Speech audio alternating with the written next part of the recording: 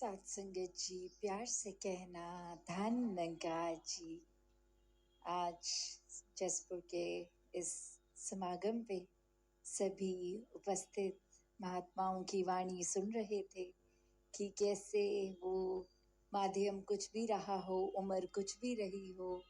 एक भाव वही वो संदेश जो हमेशा से संतों का रहा कि जीते जी इस प्रभु परमात्मा की प्राप्ति करके एक मुक्ति के हकदार बन जाएं। सभी वेद ग्रंथ कोई भी धर्म के देख लें तो बात जहाँ साल्वेशन मुक्ति की आती ही है कि एक जीवन काल जीते जी ही ये प्रभु परमात्मा को प्राप्त करना संभव है और इसको फिर देखकर इससे प्यार करके फिर भक्ति करी जाए तो वो प्रेमा भक्ति हो जाती है। तो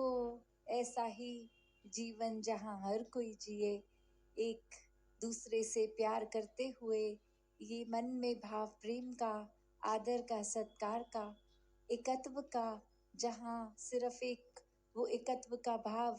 एक एकता का ही नहीं, पहले ये एक हो जाने की बात है। इस परमात्मा से जब हम एक होंगे तो ही फिर अपना भी पता चलेगा कि ये आत्मा ही है जो इस परमात्मा का अंग, और ये शरीर तो हमें कुछ सालों के लिए ही मिला है। तो ये खुद के साथ भी जहाँ एकता हो जाती है, अपना पता चल जाता है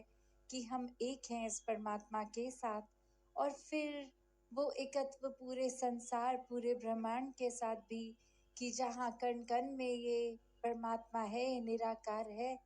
तो फिर पूरे ब्रह्मांड का ही वो एकत्व का भाव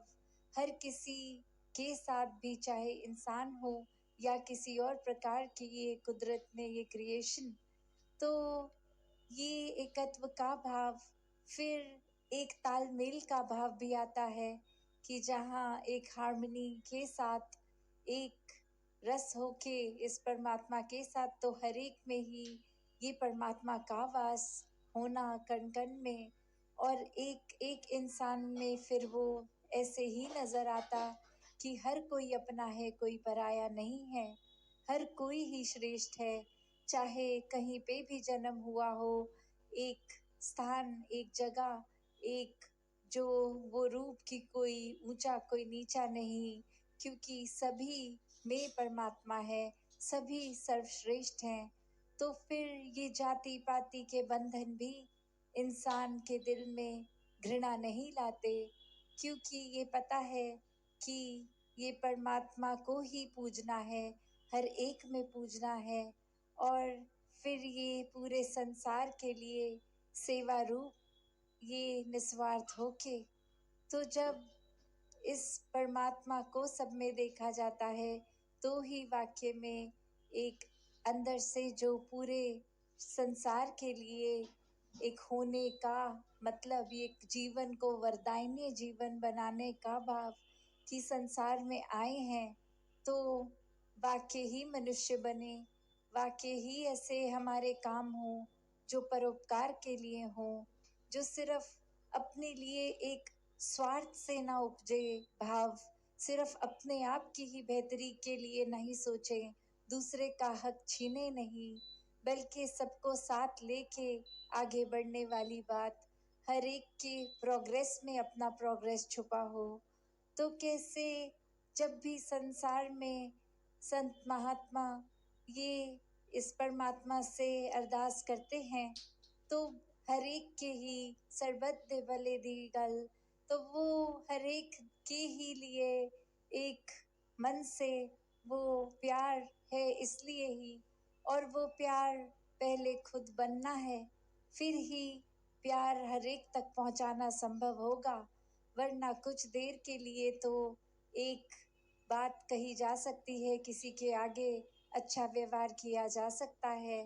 पर वो जब हम खुद ही प्यार बन जाएंगे तो बहुत आसानी से जो गुण अंदर है वो हर एक तक पहुंचाना संभव हो जाएगा। फिर वो कोई ऊपरी सिखलाई नहीं, बल्कि अंदर से ही एक हमारा नेचर बन जाएगा, एक व्यवहार में आ जाएगा, एक हमारा एक कोर ही प्यार जब होगा तो वही पहुंचेगा। और इसी तरह हर जगह जहाँ God is love, love is God, ये प्रेम को परमात्मा के समान का दर्जा जो दिया है, तो ये प्रेम का असली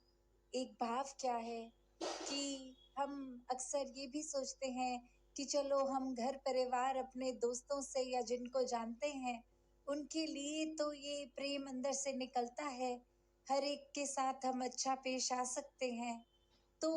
जिनको नहीं जानते, जो अजनबी हैं या जिनसे जीवन में कभी मिलेंगे भी नहीं, उनको प्यार करना कैसे संभव है? तो बात वही कि जो ये एक है, ये परमात्मा है, जो ये कड़ी जो सबको जोड़ती है, जब इससे प्रेम हो जाएगा तो सभी से प्रेम हो जाएगा। और फिर चाहे किसी के भी स्वभाव कभी हमें पसंद नहीं आते या कोई हमें लगता है कि ये इंसान तो बिल्कुल मधुर वाणी नहीं बोलता, गाली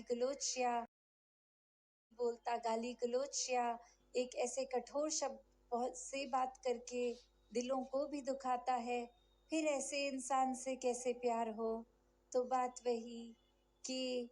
एक इंसान को अगर हम इसमें परमात्मा का रूप देखेंगे तो वो क्षमा मांगने की भी बात उसके लिए कि परमात्मा इसको बख्शो, इस इंसान में थोड़ी सोजी डाल दो कि व्यवहार सुधर जाए, मन बदल जाए और जुबान से भी ये मीठी बातें ही बोले। और साथ ही फिर अपना भी प्रयत्न रहे कि वो इंसान के जीवन में क्या ऐसा बात, कौन सी ऐसी बात है जिसके वजह से वो परेशानी इतनी आ गई कि स्वभाव और बोल में भी है, तो हम ऐसा क्या योगदान कर सकते हैं जिससे हर किसी को एक कंफर्ट मिले, एक आराम मिले, एक जीवन उनका और बेहतर हो सके। तो यही जो संतों की बात होती है कि हर संत हृदय नवनीत समान, कि एक संत का दिल इस तरह हर एक के लिए पिघल जाता है, फिर वो बात ही नहीं आती कि कौन अपना कौन पराया। जहाँ अनेकों बार हमने भाई कन्हैया जी की भी वो बात से सभी एक वाकिफ है कि कैसे उस मैदान में भी युद्ध के एक मरहम लगाना, पानी देना, सिर्फ अपनी ही साइड वालों के नहीं, एक सामने वाले जो उस रूप में दुश्मन, तो भी एक हर एक में ही परमात्मा का रूप देख के वो सेवा भाव रहा। तो उसी प्रकार जहाँ एक हम संसार में आए हैं तो सिर्फ शरीर से ही इंसान होना प्रमाण नहीं इंसानियत का, अंदर वाकई ही जब इस रूहान, इस परमात्मा के साथ मिलेंगे तो ही एक असली मानवता, एक इंसानियत एक मन में बसेगी। तो एक शायर ने भी जिस तरह कहा कि हैरान हूँ मैं कि हैरान नहीं है कोई, आदमी तो बहुत हैं पर इंसान नहीं है कोई। तो कैसा वो भाव फिर कि देखने में तो ये शक्ल आकार, ये शरीर इंसान का है, तो हर कोई इंसान क्यों नहीं बन पा रहा, जबकि हर एक में वो पोटेंशियल है कि वो इंसान अगर एक अच्छाई की ओर जाए तो वो फरिश्ता भी बन जाता है, और वही इंसान अगर सोच गलत पकड़ ले, रास्ता गलत पकड़ ले, कर्म गलत कर ले, तो हैवान का रूप भी उसी इंसानी शरीर से ही होता है। तो एक सिर्फ आदमी इंसान बनना है अगर, तो शरीर तक सीमित नहीं, ये दिलों का खेल है, ये अपने ऊपर फोकस करके बदलाव का खेल है। तो कैसे ये जीवन में परमात्मा को जितना ज़्यादा अपने मन में बिठाएंगे, पहले इसको जानकर फिर इसमें विश्वास होगा, वहीं प्यार भी होगा, भक्ति भरा जीवन हर कार्य करते जिया जाएगा। फिर कोई एकांत में अपने आप को अलग करके संसार से नहीं, बल्कि एक कमल के फूल की तरह जो भले ही बदबू में कीचड़ में खिला है, पर वो कितना उससे भी अलग न्यारा दिख रहा है। तो बात वही कि एक अगर हमें लगता है हमारे आसपास माहौल ठीक नहीं, तो हम वहाँ उस कीचड़ में कमल की तरह बन सकते हैं। अपने आप को सुधारते हुए ही फिर हर एक का सुधार हो सकता है। जैसे पानी अगर स्थिर होता है तो हम उसमें एक छोटा सा पत्थर डाल देते हैं, तो वो जो रिपल इफेक्ट होता है, पहले एक पानी का छोटा दायरा बनता है, फिर आगे फिर आगे फिर आगे, और वो ठहरे हुए पानी में वो पूरी वेव रूप वो एक आ जाता है उस रिपल से। तो उसी प्रकार हम जहाँ खुद को पहले सुधारेंगे, फिर आसपास वाले, फिर अपने घर के एक दोस्त मित्र, और उस तरह से ये कदम पूरे संसार की ओर आगे बढ़ता जाएगा। तो हर समय ये ही बात जब मन में हो कि ये परमात्मा का एहसास है, तो खुद ब खुद ये इंसानियत वाला रास्ता हम चुनेंगे, हैवानियत वाला नहीं। तो ऐसे रास्ते पे रहना है, चेतन रहना है, भक्ति को जहाँ मजबूत करना है, एक मन से सुमिरन रूप इस परमात्मा के साथ जुड़ने का साधन, और ये सेवा भाव मन में निस्वार्थ होके, और संत महात्माओं का संग, ये सत्संग रूप जो हर समय हमें सही मार्ग पे ही डालते हैं। तो ऐसे भाव हर एक के बने रहें, हर कोई अपने जीवन को भक्ति में इस तरह जिए कि जीते जी भी ये मुक्ति के हकदार हों, और मौत आने पर भी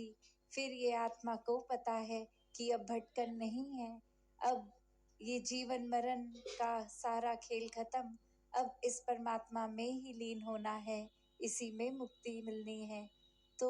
हर कोई ऐसा जीवन जीता चला जाए। सत्संगत जी, धन निरंकार जी।